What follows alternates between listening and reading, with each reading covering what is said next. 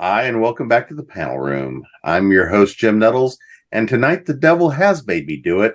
They've put me in the seat once again, and we're here to talk about what motivates our monsters, our antagonists, our villains. Before we go too far down into those depths, though, let's see who all decided to join us into this oubliette. Elizabeth, you are up first. Hello, my name is Elizabeth Davis. I am one half of Dead Fish Books, and my starring achievement in the role of writing monsters for motivation was the time I accidentally wrote a sympathetic cannibalistic monster.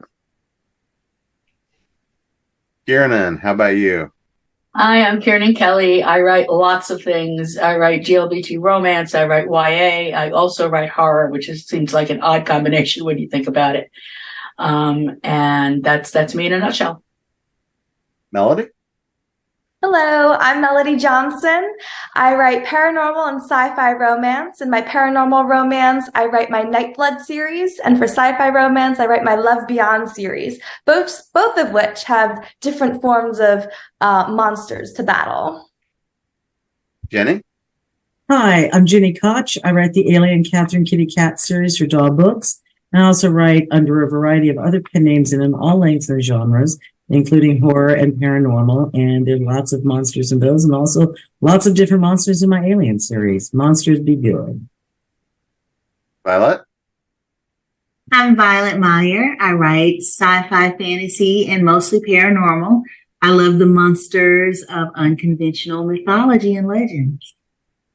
And Jay? Hello, I'm Jay Smith. I'm a writer, podcaster, and audio dramatist. Most of my time has been spent writing a zombie horror series, which puts the focus of the monsters on the humans. So I want to sort of start talking about the idea of a monster, right? Because the monster, it really is, it goes beyond the antagonist. A lot of the time we look at whoever the villain or the antagonist it is, they're operating from that position of being the hero of their own story. But when we really start talking about really the monsters, we go from the truly just simply predatory, they do what they do, and they do it by instinct. Others do it by intent, for pleasure of the act, all sorts of things. We look at the old classic Universal, movie monsters. We have vampires, mummies. We have the creature from the Black Lagoon who was just motivated by a little bit of love. I want to kind of start with that idea of what is your favorite kind of a monster and what is it about their motivations that makes you kind of love them? So, Elizabeth, you're up first. My favorite type of a monster is one that's trying to balance inhuman appetites with pursuing human ambition, such as, oh no, I must eat the flesh of humans. I also really want to check out this Hollywood. It looks fascinating. How do I balance my need to eat humans with trying to be a tourist in Hollywood? Because it gives us audience interesting point to connect with the monster there, and that adds a bit of humanity that I think makes the horror stand out more. What about you, Kiernan? I absolutely love creatures. I love my creature features. But I also enjoy creatures who are sentient. I think that puts a deeper spin on things, and it makes it more interesting when the creature is a thinking and feeling creature, not just a mindless set of teeth. For example, real quick, Frankenstein's monster was a monster. He was a creature. He was put together from different pieces, but he also had motivation. He had a reason why he was doing what he was doing. He was getting frustrated. He was angry. He was experiencing human emotions, and that's the part that I like. Everything would be fine if he just simply had a father figure who stayed around. So how about you, Melody? What's your favorite? What's your driver in your monsters? I love a good monster that, from his point of view, you could almost be rooting for him or her.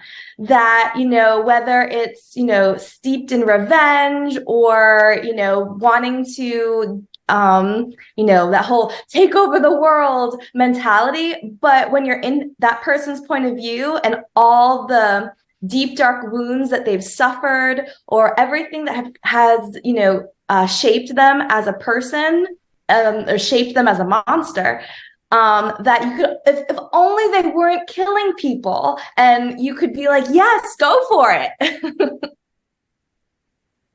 Jenny, how about you? I'm kind of with Melody, honestly, on that. I mean, I like all the monsters. I use all the monsters, but I think they're more fun and interesting if you can somewhat three-dimensionalize them. So they are someone that if you or your protagonist gets to realize, kind of like in Blade Runner, the replicants are not evil, horrible creatures. They're trying to survive. And so forth. That makes them much more sympathetic and three-dimensional and very easy to see there, but for, the grace of luck, go I. So I'm with Melody. I like him when there's just that part of you. If you just didn't do this one thing, we'd be behind you 100%. Violet? I too like the suffering monster. I like the ones that, they're a thinking being with a soul, that they're just not this ravenous, rabid animal going around ripping people up, but it has a rhyme and a reason for the thing it does. So those are the monsters that I like. All right, Jay. I like the corrupted hero type. I like learning about a character who had noble ambitions and for whatever reason is corrupted. And they're so obsessed with obtaining their perhaps noble goal that they lose sight of how they get there, and they start hurting people and corrupting themselves more and more until somebody has to intervene and fix them or make them realize, or whether or not they succeed or not is part of the tension in the story that I enjoy most. So looking and diving just maybe a little bit deeper into this, we talk about the old goal, conflict, motivation, right? It's the old iron triangle. It's really all about the why, because a lot of the time it is the why of the hero. It's the why of the villain. It's the why of the monster, right? It is. And I think we all kind of have that same thing of, we want something that it knows what it's doing. When we talk about something like going back to the Predator, these are creatures that were engineered for a specific purpose. And that purpose was to basically turn everyone into a sushi bar, right? But I think that often what we like to see is that balance, that conflict of the humanity and the monster, right? Whether it's Frankenstein's monster being made from all those parts and that conflict, or kind of that classic balance in the vampire that's trying to maintain some shred of humanity while also recognizing that they're no longer human. They're now that beast that needs to feed. And all the different ways that we have seen that portrayed, in film and TV and in fiction, and looking at that balance. So Kiernan, is there a particular flavor of that you like to give it to? And is there a particular example that really speaks to you more? I wasn't prepared to go next, but I'm really not sure, to tell you the truth. I like all creatures that have, when it comes to saying that a creature is just doing what a creature is created to do, what his motivation is just what his animalistic nature is, we all do that. I mean, even the human animal, we need to feed. Even those of us who are vegetarian or vegan need to feed. We're feeding off something other than ourselves. And I think a lot of, especially in the creature features that I like, they're also just doing what they do. So how can you find them? You can't find them to be evil per se. So the devil doesn't make them do it. It's just that they're doing what they do. On the flip side, when you've got something like a vampire or a werewolf, they are still doing what they are created to do. but not necessarily what they were born to do. Does that make sense at all? Or am I just rambling at this point? Well, and to me, one of the things that I like is, again, if I look at, let's just take a vampire, for example. If we look at, some of the vampires from Buffy, right? Go back in the good old days, you see that internal struggle with Angel. You look at the redemption arc you have with Spike. Or if we look at Lestat, from Interview with a Vampire and whatnot, you see that balance of what makes me now the new me, and that identity, right? And it's kind of that idea of what are those motivations that really drive us and that attract us and make us want to connect really to, in some of these cases, not necessarily the villain, but somebody who is motivated in doing things that we would otherwise go and say, oh yeah, I'd love to be around that person. Or other times it's purely the monster that we look at, we can't connect to. And that purest sense of fear, horror, and revulsion, right? We can go both ways. So I don't know, Melody, what about you? What is there a particular example you can think of that you really like, whether you connect with it or it's one you look at and you say, I absolutely can't connect with it, but that's part of the reason for my love and the passion for that?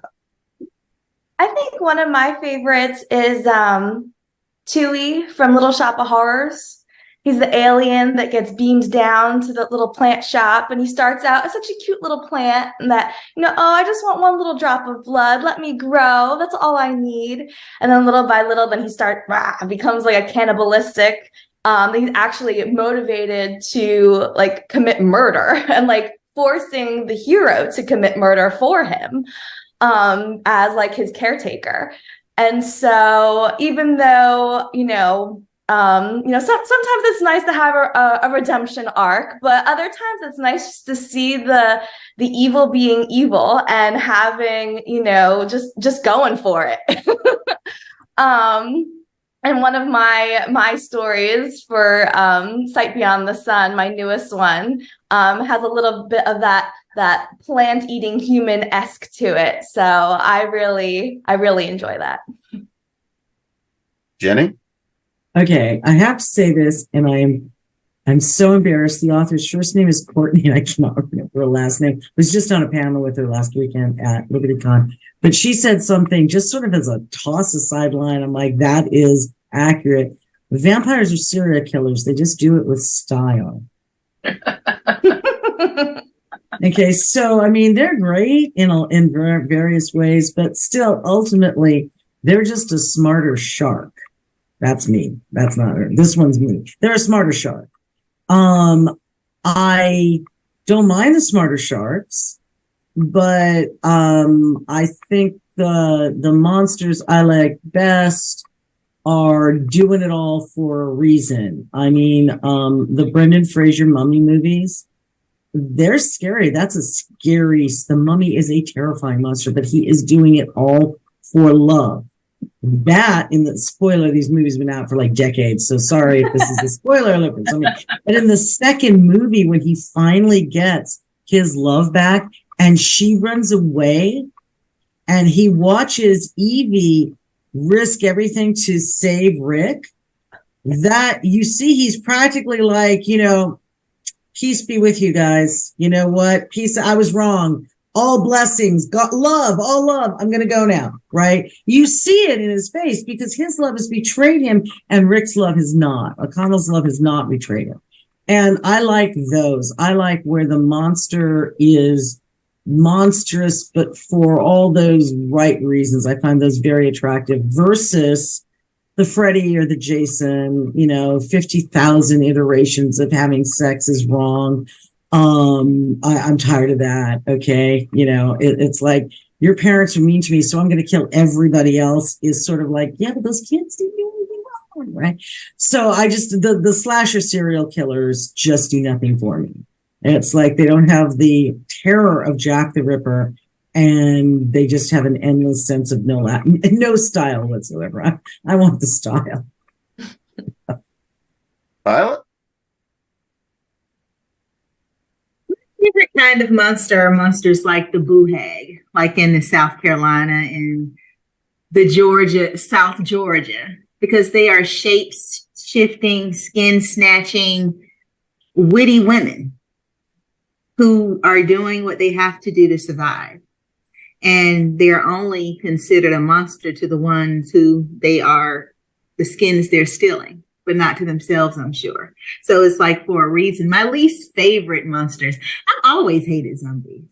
I think they are a pointless brood. I don't understand the concept of it. I hate a zombie. I can't do it. It's no reason for them to exist and be liked. They're too easy to kill. Unless you put enough of them together. Yes, that is true. Jay? Well, I got to push back a little bit about that as a zombie writer. I always thought that the zombies were just a catalyst, and that they were a contagion that make men into monsters.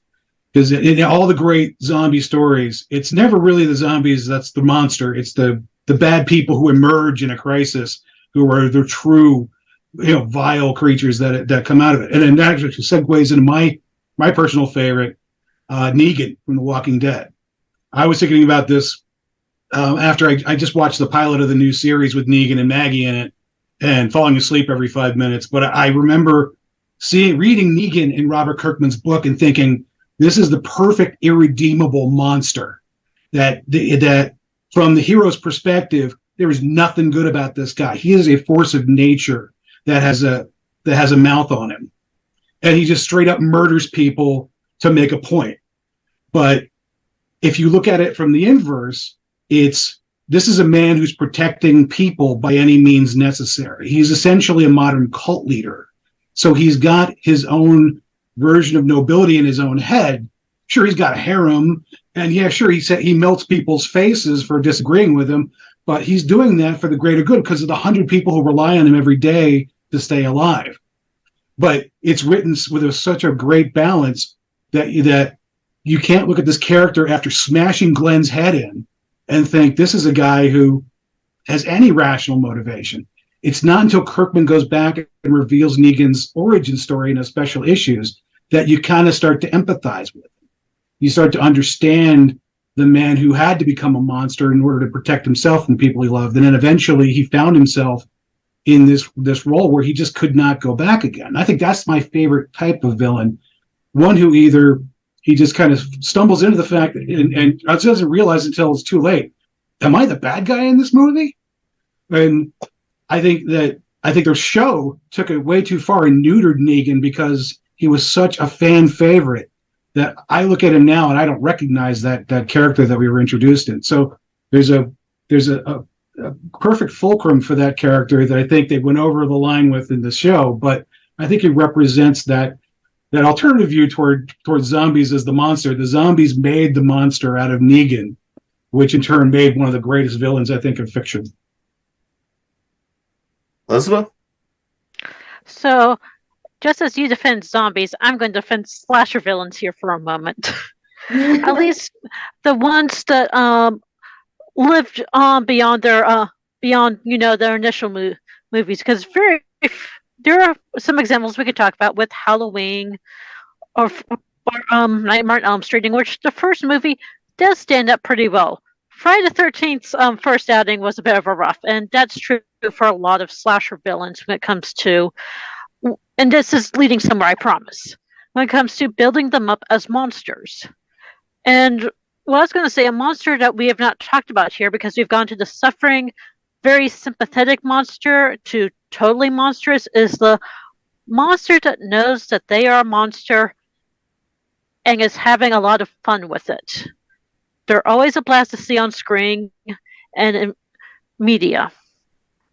And I always like seeing more of them. And I think a good example would be Dream Warriors Freddy Krueger or Jason of Jason X, when there is enough personality built in that the monster is also giving off a performance along with these kills. And you can see a lot of human elements of pride, creativity, stuff like that we normally value kind of working to create a man.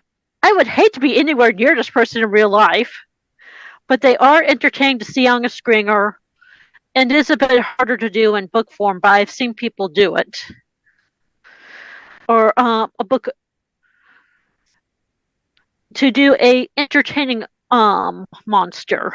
A monster that takes pride in their monsterhood, if that makes sense. Mm-hmm. Without becoming utterly inhuman. They own their monsterhood. They're well adjusted into it. Yeah. Kind of like me. So, kind of leading into the next question, and so Melody, you're going to get this one. You know, one of my favorites is always the trickster. You know, the Fae, Loki, things like this, where the question is always, you know, really about motivation. Because, you know, having written a lot of stuff about Fae and Fae mythology and playing with it, that idea of having something that is not human motivation, but something that we can see glimmers of motivation in it.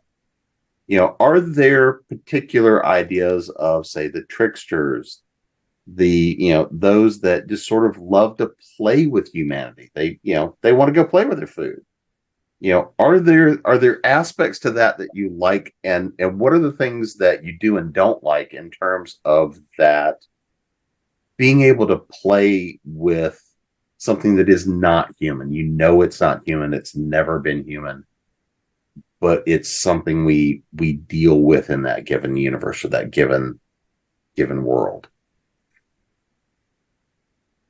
I think one of my favorite authors, Karen Marie Moning, she has her Fever series that has Fae in it, and one of my favorite aspects of that is the main character in that is very human. She is a sister who goes to a whole nother country to try and solve her sister's murder and gets embroiled in this world that she never knew existed with the Fae. And that dichotomy of her being so innocent, not having known that the Fae existed. Also, she's kind of like in the beginning, very stereotypical, kind of like the young sister, the blonde sister, very innocent. And then diving into this world where the Fae, like you said, see her kind of like as a plaything, but also because they're so worldly, they're so old, they know how it's all going to turn out. And so having someone so human to battle something so larger than life is kind of fun. It kind of gives you hope in your smaller battles day to day that, you know, if this character can go up against this god, or what thinks, you know, is like a god image, because they're so much older and smarter, that you can make it through your life. Jenny? This is Dash, by the way, who mommy was gone. He is not happy that I have not been giving him the attention since this started. I love me my trickster god, including Coyote, who could take Dash's form in a minute and possibly already has. Coyote's the Native American trickster god, and I love Coyote. Coyote does things because Coyote wants to do them, but he has to answer to the higher god, to his father, Usin, and others. So I love Coyote. Because he is a lot like Loki. I like the tricksters because they're usually sarcastic jerks, but they have a point. They have a point of view, and sometimes it's to make fun of and play with humans, but they are just as likely to help a human if it strikes their fancy. So I think they're very fun. They're very fun to write. They're fun to watch because you really, from moment to moment, do not know what they're going to do. And I enjoy that unpredictability. Especially in the safety of a story or a movie. Violet? Nazi the spider, who a lot of people consider the trickster. And although people can get in a lot of trouble, it's always a point to it all. And I think these deities are there to ruffle your feathers, but it's also to make you think. And to see that it's always a greater cause for everything that happens. So I do appreciate the trickster. Jay? I was never a fan growing up. I always hated the episodes of the cartoons with Super Friends, in particular with Mr. Mixelplick or Mixelpicklick or Batmite, and I never got into it. But then a writer friend of mine said that, you like the Q episodes on Star Trek. It's the same thing, same gimmick. Star Trek's been doing that since Trelane in the original series. But really, it's not the trickster in modern fiction is really the writer's room. It's a bunch of guys who need a bunch of fresh ideas, and they say, "What if we can just throw the genre out?" And Q shows up. Physics be damned. We're going to just shoot the spaceship at the other side of the galaxy. We don't need any rules. Whatever. It's the same thing with imps. It's like let's come up with something so absurd and preposterous that only a supernatural entity can make it make sense in the structure of your story. From that perspective, yeah, that could be a lot of fun. I am the imp. I am the trickster. I am Hanuman, the monkey god. I can come back and do whatever the hell I want, and the editor can go get stuffed because it makes sense from a literary perspective if I have that literary device at my disposal. So I think it's a gateway if you have a good what if question in your story that needs some flexibility within your genre to try and explore and answer. But yeah, I mean, if the story is good, I like it. From a mythological perspective, it's great storytelling to explain how the real world works, allegedly. And then they're usually the most fun stories in mythology when the gods come down and start messing with people. They don't have enough stuff to do on their plate that they can come down and do that stuff. But they never really reveal themselves. And it's kind of a writer's conceit to say, you don't have to understand the motivation of this god now. Because he's a god, and it's way above your head. So just go with it. That's usually pretty fun from a writer's and a reader's perspective. Again, if it's done well. Elizabeth? Oh, I was going to say I was raised on stories of Raven, from the Pacific Northwest. But I was sitting here thinking about the fact that often the trickster gods in modern fiction get depicted as being a lot more human and as the underdog. And also, when we were talking about inhuman motivations, I was thinking, oh, Faye, they're really into games and all this stuff. Now, excuse me, as I have to sit here and think about the fact I need to make 4 imaginary traps to trap imaginary people in this game of Dungeons & Dragons on Friday. It's not like humans aren't obsessed with games at all whatsoever as well.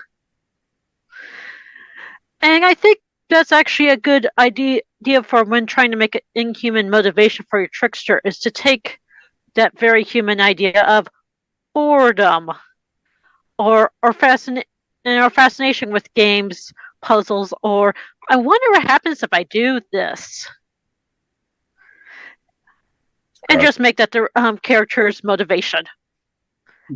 I mean, think if you play open world games and you're like, I wonder what happens if I was to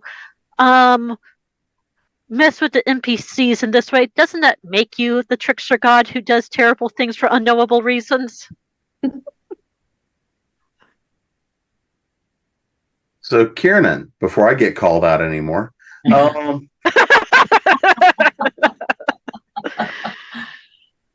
about you? Well, I'm going to take a leap, and I'm going to say that I think one of the most cruel trickster villains that I can think of is actually Jigsaw from the Saw films. I consider him a trickster because while he operated under his own motivations, nobody else understood them. The people that were going through his traps didn't understand why he was doing what he was doing to them. So I consider that to be a trickster. But he was not the joyful trickster that Coyote is. He was just cruel and mean and a real true monster.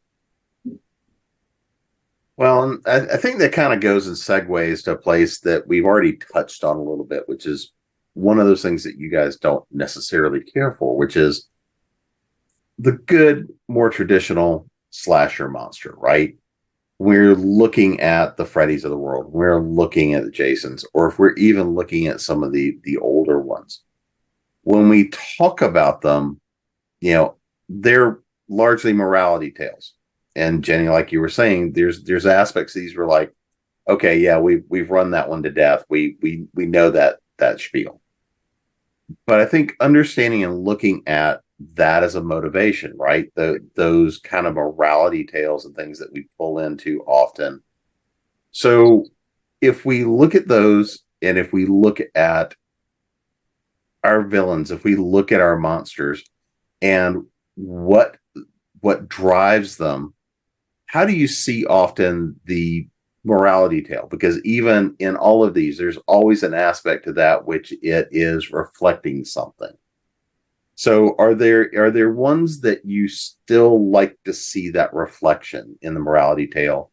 And while I have a good solid guess on what this is going to be, what's also one that you look at and you go, I just never need to see that again. I don't need to see it. I've seen it. It's done. It's done. It's done. Is it me? Am I going then? It's you. It's all you. It's center square. All that. I'm just going to channel Paul Lind. I'd rather do that. I hate slasher films. Okay, I've never liked them. So I mean, I know people love them. Okay, and I don't want to take that away from people. Just because I don't like it doesn't mean it shouldn't exist. But I don't care for them at all. I think they're very repetitive. I think they're stupid. I really do. I think they're vicious. Kiernan's right. Jigsaw is vicious. I agree. He's a trickster, and he is vicious and nasty. There's nothing ever good in any of those. There's no redeemable quality in them, and I don't like that. I like something where there's a shot that maybe this character could be redeemed, because then it makes it even harder for the hero or heroes to do the final solution if they're good, because maybe we could redeem him. Maybe we could save him. That's actually, to me, is Batman's whole shtick. That's why Arkham's always full, because Batman is consistently going, there's that maybe I don't want to kill him because, maybe they can be reformed. Never more true than with Two-Face, who is one of his best friends before he's turned. Batman does not kill. Batman does not want to kill because he is looking for redemption. And I would much prefer that. It makes your hero more complex because they can't just shoot something. Like Violet said, what's the point of a zombie? You're just going to shoot him in the head. I agree with Jay. They're there to create the human monster, or put the humans into the horrible situations where they either become good or evil. But they're not. I prefer a monster or a bad guy that could have a redeemable quality. I may be a vampire, but I won't let anybody ever abandon a puppy or a kitten, right? No, somebody who I only eat people who abuse animals, right? And suddenly he's a hero. So I prefer that. I like them more three-dimensional, and I'm not saying they're not out there, but I've never felt any of the slasher flicks where the villains are three-dimensional. I've always felt they're just two dimensions, and both of those dimensions are evil. Violet? For the most part, I agree with that, but it's two slasher series that I do find redeemable. Like Dexter, he's a serial killer that kills serial killers. So I like the way they set up his character as someone who is traumatized. He's a sociopath. He tries his best to blend in with other people, but he has a desire he can't control, so he uses it for the good. So he say, I'm a serial killer. I'll kill other people who are just like me. So in some way, he's trying to be protective. And when I think of like natural born killers, they're born out of trauma and just dysfunction. So they basically have a mental break and go on a psychotic killing spree. And they were monsters who were created by terrible parents in society and all of those things. So to me, I can understand that better. I hate things but for the most part, I agree. I don't like killing for the sake of killing. Like I saw Hostel and the lady is like taking a bath in blood and just ridiculousness. I think it's demonic and sick, and I wouldn't even want to live next door to that writer because that's disturbing. Exactly. I'm with you. Though I don't think either one that you mentioned fall under my version of a slasher way. Those are serial killers that I'm with you. I think they're interesting because there's always something that turned them, right? But the slashers, yeah, I'm with you on both. Yeah. Jay? Piggybacking on both Ginny and Violette, there are two different types of film. There's the spectacle slasher, which is basically an extension of our old folklore cautionary tales that go back to the premise of Friday the 13th. If you have drugs, if you have sex out of wedlock, something's going to kill you. Then there's nothing you can do about it. So don't do it. It's the same foundation in all religions and all cultures. There's always that myth. It's you can't stop it. It's inevitable. And that's boring. After the first story, Friday the 13th just kind of petered out. There's no meeting of the characters to say, how do we stop this threat? It's always just a setup for the next kill. Mm-hmm. Which was what was at the core of what made Scream a brilliant film, was that it turned that genre around and said, let's put the focus on these characters, and they're going to try and do something about this. We're going to flesh out the characters so that they're three-dimensional. They're not just having sex and having drugs, etc. When you get into something like Dexter, that becomes more of a drama. And it's not a show unless you love those characters, unless you're invested in either their victory or their defeat. So it's like night and day. I never liked the cautionary tales because they were really like chick tracts you found in the men's room. They were just these overblown morality stories that say, if you do X, you're going to burn. That's, from a storyteller's perspective, that's really just not interesting. But if you get a couple of characters in there, you throw them in there, and you say, I can kill Jason Voorhees this time. Here's my plan. And your interest as a viewer isn't the next kill, but is this plan going to work? That's how some of the Friday the 13th sequels kind of worked, when they started to realize that this formula is not working unless we actually have a chance to kill Jason. So yeah, I think when we ask the question, if we're talking strictly about folklore and morality tales, there's got to be a story in there. Otherwise, it's just a Bible reading. Elizabeth? I will fight. Before we go on to the actual question, I will fight to the death that A New Nightmare deserves as much credit for deconstruction the slasher as the Scream franchise. The New Nightmare from Friday the 13th series, which is a meta horror movie in which the actors themselves are being haunted by Freddy. So cautionary tales. I actually think there's more to this wellspring than a lot of people give credit to when you initially look at it. The trick is to look at not do the tried and true morals. Don't go out by yourself after dark. Don't have sex or stuff like that. Save it for something that people really get angry about, like tailgaters. And you still can do a sympathetic villain with a cautionary story. Or monster, I should say. This is a short story I wrote that actually somebody go, I really love this. And put in anthology, and I had to write this whole thing of, this is actually really a cautionary tale horror story. I know we don't print these anymore, but here we are. In which a strip club owner eats the heart of someone who was stalking one of her girls. And so we do all from her perspective, so we see her protectiveness and motheriness towards the girls she's carrying this out. And so you get both the sympathetic three-dimensional slasher along with the cautionary tale element, which is don't stalk people, especially if they work at strip clubs run by nigh immortal priestesses of Ishtar. But that's what I'd say is probably something, if you really want to do a cautionary tale, you look at how you can make the slasher monster sympathetic.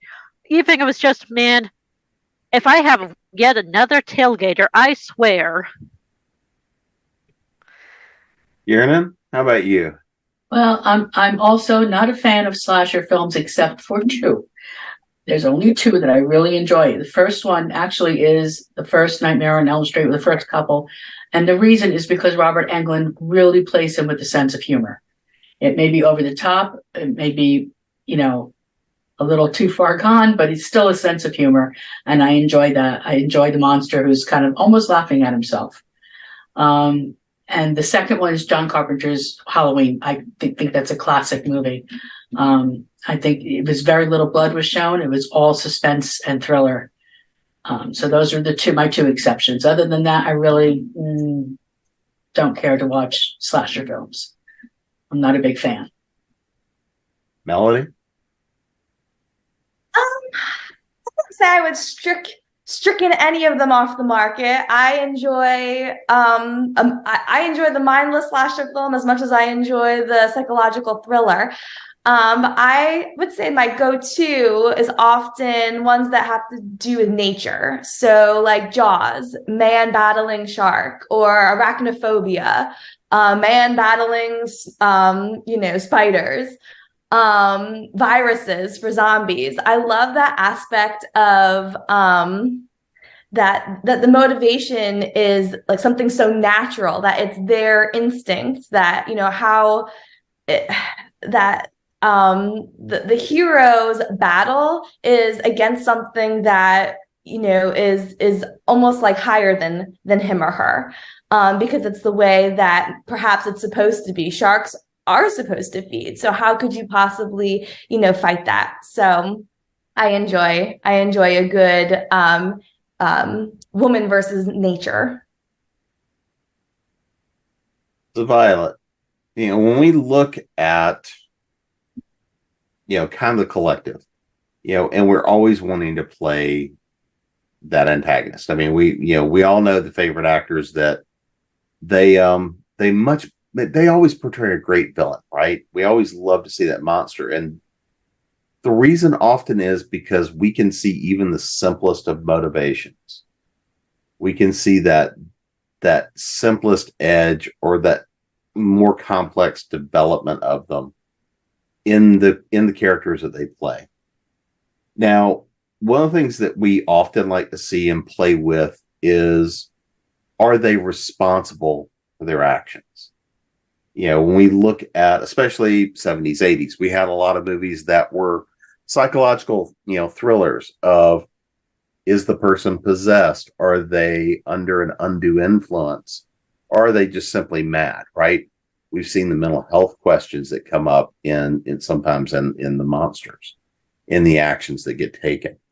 When you look at some of those stories, the question of, is it the devil bringing his due? Has a deal really been cut? Even if we look at something like Fight Club, right?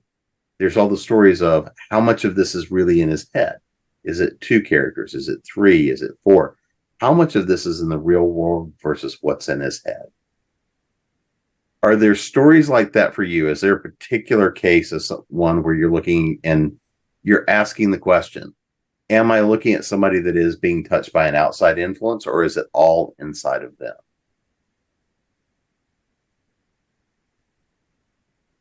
I like the character Lucifer in the show Lucifer. And for me, is it your responsibility for the things that you do just because of who you are? It's this battle of nature that all of us have. Like, are we created by our parents and our circumstances and our trauma? So it's a funny line. It's like, you don't want to say, well, he's a fallen angel. He rebelled. He did this stuff. So he's free to do all of these crazy things. So it's a fine line between consequences and responsibility, accountability. And it's all about perspective. About, like, I love possession films and things like that, where people are taking out of their control. But then it's just a complicated thing about how you view the world. Do you always have a choice?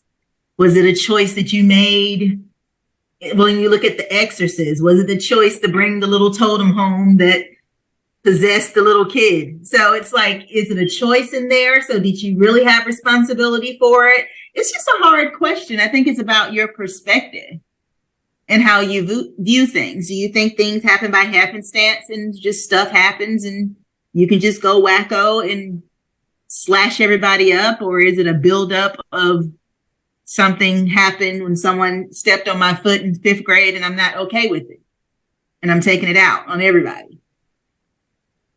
I don't know. What about you, Jay? Possession and mind control and devices that remove the agency from villains that doesn't tend to interest me as much as characters who are forced to go through a series of difficult choices and find themselves having to make things at the expense of who we see as the heroes of a story. So they may not, as you said, Jim, they may not see themselves as the villain. They're simply going through a process that requires that they have to make sacrifices, or they have to make decisions for the greater good, maybe not having the perspective of what that true greater good is. When you're in the mind of the villain, or even if they see themselves as an antagonist to the hero, seeing that process, why am I making these choices? Is it for my own personal gain? Am I doing this for others?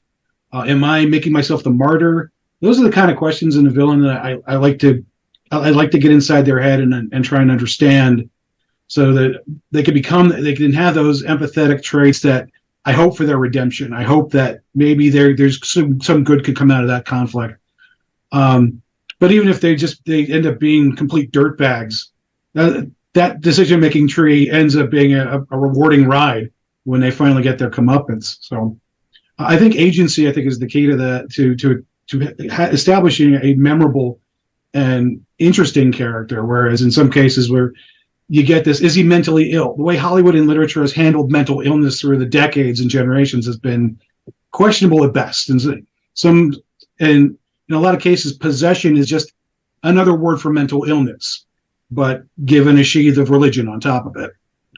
So that to me absolves people of any responsibility for any of their villainy, because you're basically saying he's a villain, but he's not really the villain, is he? So when I look at that kind of stuff, it then becomes more about a struggle against nature. The hero's trying to triumph over something that has no mind or no agency or animus, and it's not really the same kind of story, if that makes sense. What about you, Elizabeth? Well, I'm going to say it's going to depend a lot on the monster you want to write. I, for one, was about to say I like possession stories, but more of when it's a buddy cop duo, when you still have some agency in the situation. Whether you play it more comedically, as I said, there are more horrors, losing control of your body, if you don't just decide to take off the hand and attach a chainsaw right away. But when it comes to psychological stuff, this is going to really depend on how much of a human your monster is. I mean, you probably could get an interesting psychological profile on Dracula and why he chooses to do the things he does. But, the creature from the Black Lagoon probably is not quite so psychologically complex. He really just would like a date and has yet to figure out how to swipe on Tinder. He did it all for love, but he won't do that. So Kiernan. Well, I think when it comes to looking at a monster who I'm kind of still on, after all these years, I'm still on the fence over whether or not he was acting with agency or not, is Norman Bates. He is obviously crazy, made so by his mom. But does he know what he's doing? Sometimes, dressing up as your mom, I'm still not sure to this day whether he didn't exactly know what he was doing when he dressed up as his mother and slashed Janet Leigh in the shower. I can't make up my mind, because mental illness is such a huge thing to wrap your head around. No pun intended. And And I mean, I have mental illness in my family, so I know what it's like. I can, I've dealt with it, maybe not to the extreme of Norman Bates, but I still understand that you can definitely lose agency when you're talking about mental illness, but I'm still not sure if he did. I don't know what your opinion is on that. So it's one of those things that I always find fascinating because, again, one of my big drivers is why do people do what they do, right? Mm-hmm. It's that question of motivation. And if I look at Norman Bates, and I'm going back to the classic Norman Bates, the original Hitchcock film, when we look, that looks much more like an MPD or something like that, where the question is, how connected are the different personas, and are they or not? Because I don't think we really truly get to see that, but we do get that one glimpse at the end, that closing piece where you see the skull overlaying him, and that really, to me, raises the question of, is he mad or is he possessed by his own mother? Is it he's just got mommy issues, extreme mommy issues, but mommy issues? Is it still just mommy's voice in his head that he's hearing, or did some part of her also then just crawl up in there? And that's sort of the thing, to me, is always a fascinating question to play with. Did the devil make them do it? Are they possessed? Are they getting that voice in the ear, and is that voice theirs? Is it just their upbringing, their family, and everything else? Or is there something really much more to that? It's always that little bit of doubt that I think makes it fun in the story, depending on what you're trying to get to and do, is to that question of, are they not? And where are they? So, I mean, to me, that going back to that Norman Bates, that to me is one of those classic examples of, with the imagery, you could explain it and go either way. Melody, how about you? I would say almost the opposite from Norman Bates maybe would be Hannibal Lecter. Completely aware of himself, completely aware that he is a monster and very intelligent, and manipulating everyone around him, and yet somehow managing to almost be on his side as he's teaming up with Clarice. Which is almost like the purest form of monster, to be rooting for that person. So I would say that he would probably be my favorite example of mental illness, kind of like combined with massive intelligence and the evil there that could sprout from someone. And being a good foodie. I mean, Jenny? Pairing it with a good wine. Nice Arva beans. I have never liked ventriloquist dummies. They've always seemed creepy. And I think it's in the late 70s, Magic, starring Anthony Hopkins, Burgess Meredith, and Anne Margaret, came out. That can still scare me, and it's creepy. And also at the end, so Anthony Hopkins is a ventriloquist, and I think Burgess Meredith is like his manager or something, and Anne Margaret comes into the life, and oh my gosh, he's finally got a chance of this beautiful woman, and the dummy is talking to him, and you do not, for part of it, you're really not sure, is the dummy possessed? Is this a possessed demonic thing that is controlling him, or is it that he's just fractured, right? And the end of the movie, you're pretty convinced he's just fractured, and then you see that, like, the closing scene is the dummy like moving its eyes, and there's no hand up.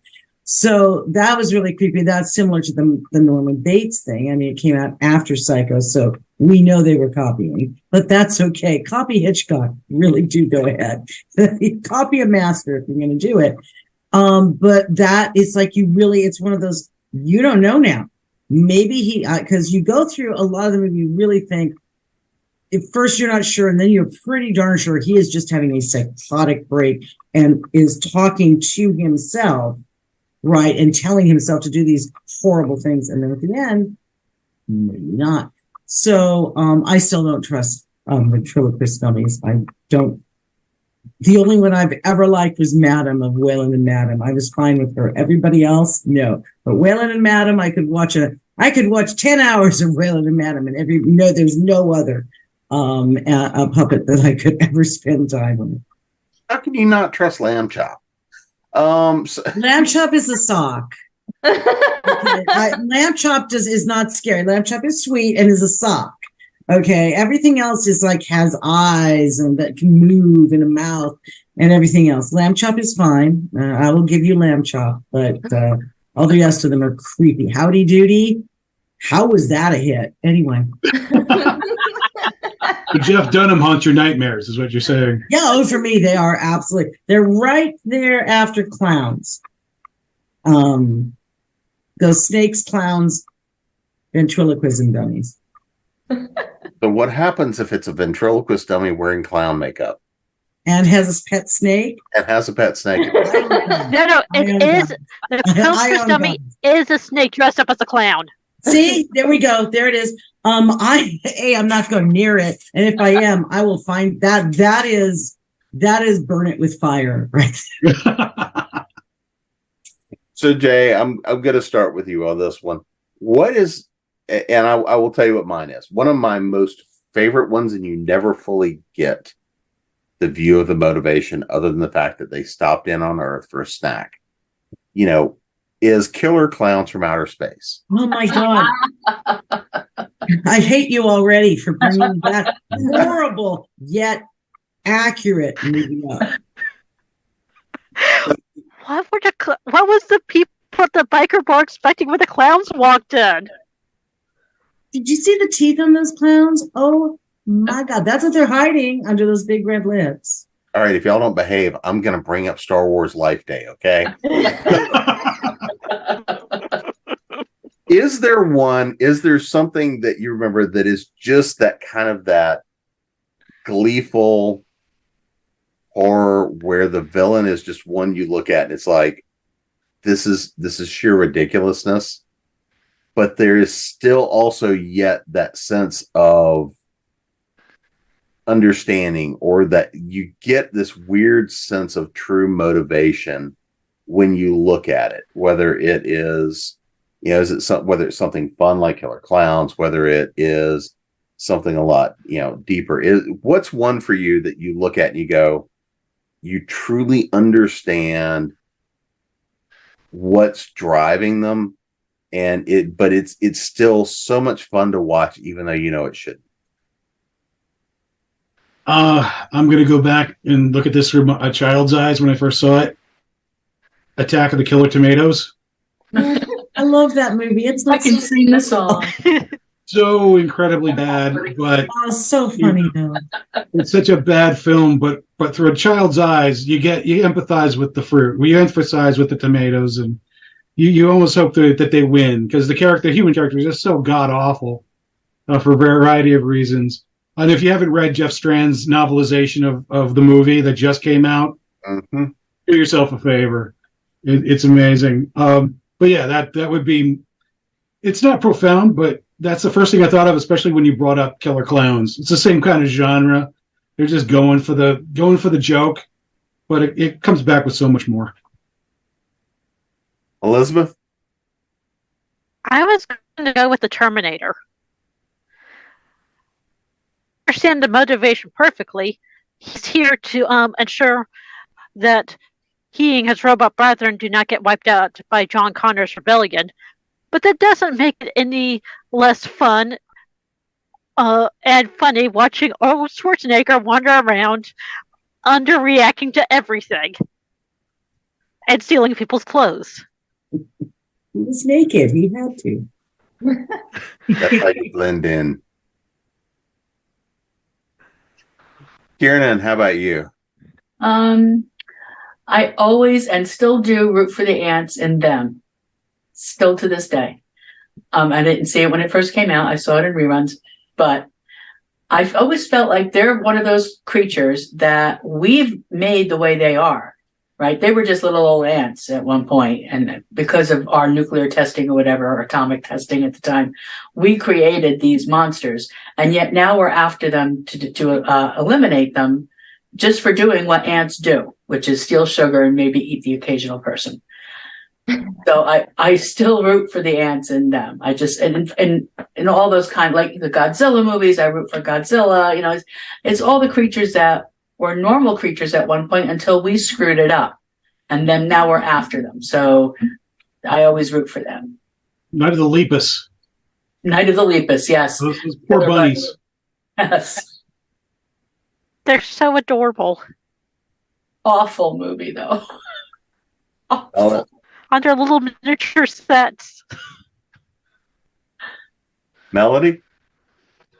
I've always liked the little gremlins in Gremlins.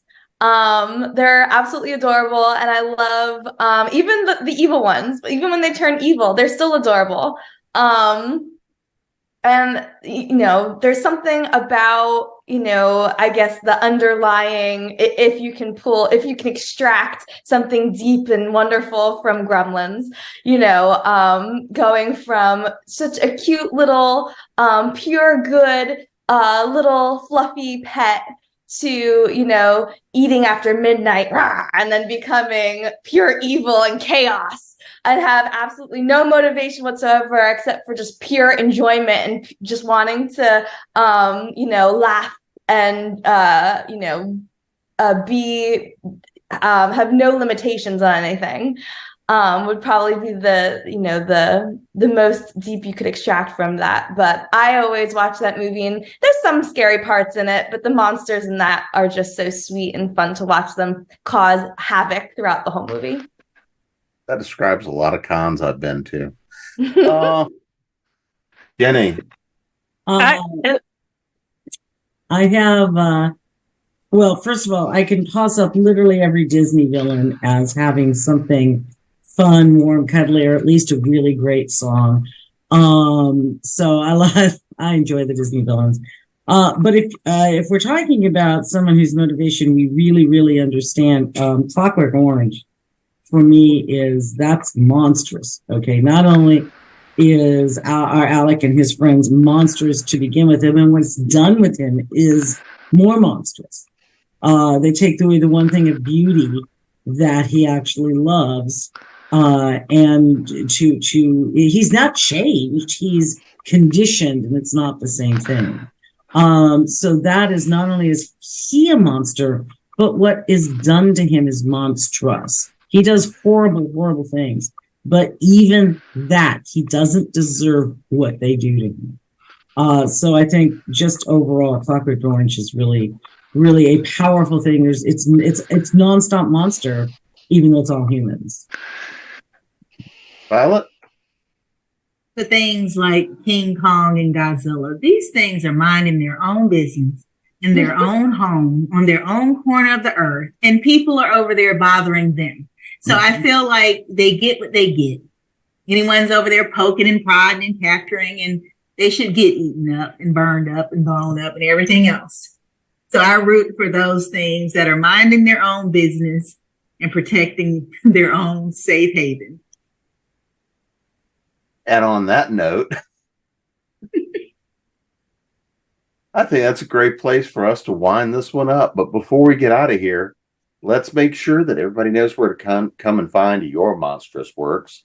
So, Elizabeth, you're going to be up first. Hello.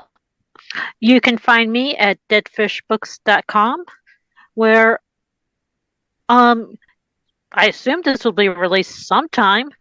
You may or may not be able to catch your Kickstarter for Yay, They're Here. First contact stories that go from hilarious to horrifying. Kiernan?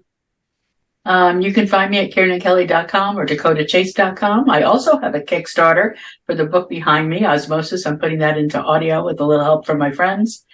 And I'm also on Facebook all the time. Melody? You can find me at author.melodyjohnson.com. I'm on Facebook, Instagram, TikTok, YouTube, and I love talking to people online. So hit me up. Jenny? GiniKoch.com. I'm on Facebook way too much, in three or four different ways. So please friend me. I'm on Twitter. I'm on Pinterest, and it still looks like I'm on Instagram. I'm still not doing anything over there.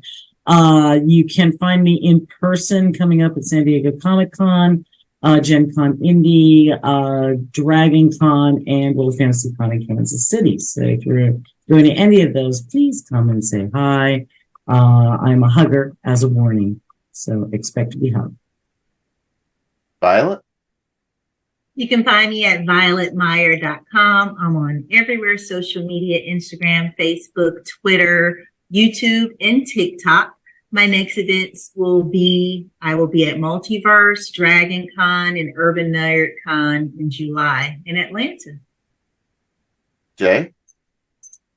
You can find most of my stuff at jsmithaudio.com. There are hours of full cast audio drama productions, full cast, full music. A lot of my short stories are read by professional authors, free to download. And if you like those stories, you can buy some of my books, which I hope you do, because I still got a lot of great student loan debt to pay off. So that way every bit helps. I will also be at Fright Reads in October, Tucson, and also at Spooky Empire over Halloween weekend. And you can find me at jamesbnevels.com, authoressentials.net, authoressentialsworkshops.com, the speculative-fiction-academy.com, creatingprose.com, and of course here at ConTinual. And the devil is going to free me now, and we'll turn y'all loose too. We'll see you again soon.